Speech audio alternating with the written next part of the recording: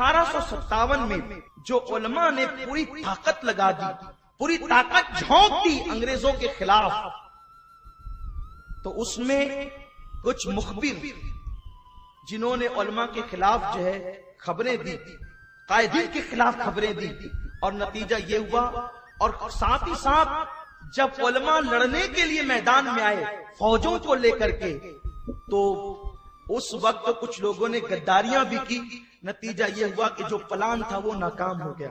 जाहिर सी बात है, जब राज इधर से उधर जाएंगे तो प्लान तो नाकाम होंगे।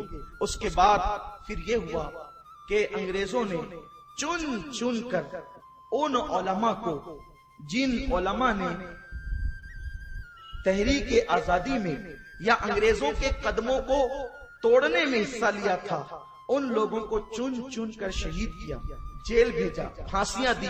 यहां तक के मौरखीन लिखते हैं कि दिल्ली से लेकर लाहौर तक जितने दरख्त रास्ते में थे, अक्सर दरख्तों पर उलमा के कटे हुए सर लटके हुए थे, और उलमा को हजारों की तादाद में शहीद किया गया, और जो आम मुसलमान थे उनकी तादाद 5 लाख है।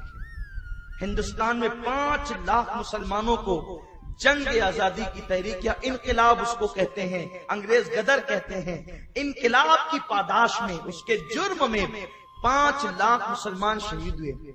लेकिन किस शान से शहीद हुए उस पर भी तवज्जो चाहता हूं। अंग्रेज उन इनकलाबियों को जिनको पकड़ा गया था, उनको पकड़ने के बाद, चूंकि वो सब मुसलमान थे, उनको पकड़ने के बाद 10 बाई 10 का एक कमरा बना हुआ है, उसमें सुअर ज़िबा किया जाता है। सुअर ज़िबा करने के बाद सुअर के खून से, उसकी पेशाब और उसकी लीद से पूरे कमरे को पोत दिया जाता है। पोतना समझते हैं? पहले जब हमारे यहाँ मालेगांव में अक्सर मिट्टी के मकानात थे, तो उन मकानात को जो पीली मिट्टी हुआ करती थी, औरतें उससे जमीन पोता करती थी।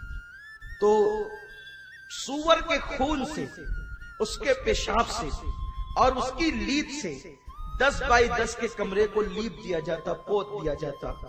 और जिन लोगों ने इनकलाब की तहरीक में उलमा का साथ दिया था, उन मुसलमानों से कहा जाता इसको जबान के जरिए से चाटा। वो मुसलमान थे, एक तो खून नापाक, दूसरे वो सूअर का खून है, आम जानवर का नहीं, नापाकी पर नापाकी, नजस पर नजस। वो लोग इनकार करते थे, फिर उनको दर्दनाक अंदाज से शहीद कर दिया जाता।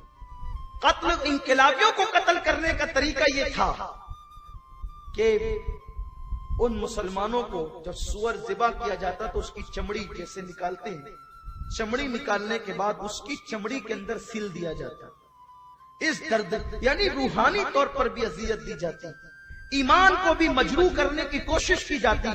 लेकिन सलाम हो उन 5 लाख मुजद्दिदीन पर कि जो लोग सूअर की चमड़ियों में तो सिल गए, जो लोग दार पर तो लटक गए, फांसी के फंदों पे तो लटक गए, जिनकी बीबियों को छीन लिया गया, जिनके बच्चों को कत्ल कर दिया गया। दिल्ली के जामा मस्जिद के इलाके में कई दिन तक के लाशें सड़ती रही, लाशें पड़ी रही, उसे गीद और कौवे खाते रहे, उसे कुत्ते और बिल्लियां नोचती रही। वो सारी चीजों को बर्दाश्त करते रहे, लेकिन उन्होंने मजहब और वतन पर अपना सब कुछ कुर्बान कर दिया।